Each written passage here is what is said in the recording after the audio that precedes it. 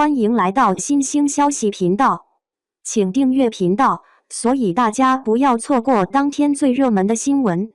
我们今天的时事通讯包括以下内容：冯绍峰道歉承诺，为家庭孩子求原谅，赵丽颖该如何抉择？赵丽颖是否应该原谅冯绍峰？在这个充满情感的故事中，冯绍峰和赵丽颖的情感纠葛让人不禁感慨。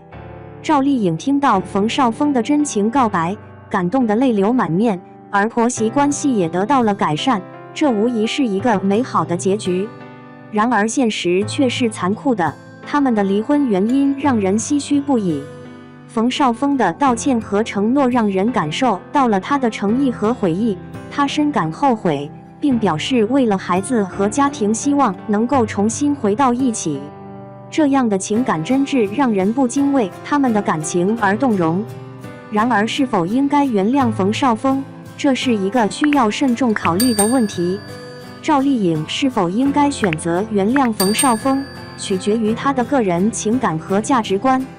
如果她认为冯绍峰的道歉和承诺是真心的，而且能够解决他们之间的真正问题，那么她可能会选择原谅他。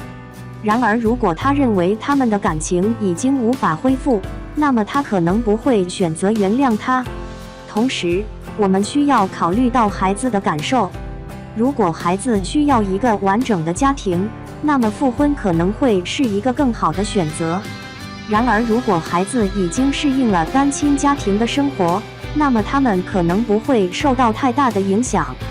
此外，我们也需要考虑到家庭成员的态度。如果家庭成员都支持复婚，那么这可能会是一个积极的推动力。然而如果家庭成员之间存在分歧，那么这可能会成为复婚的一个障碍。总的来说，是否应该原谅冯绍峰是一个需要综合考虑的问题。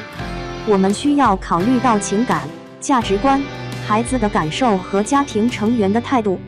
在这个过程中，我们需要保持理性和客观，以便做出最好的决定。最终的决定应该基于赵丽颖自己的感受和想法，而不是他人的意见和期望。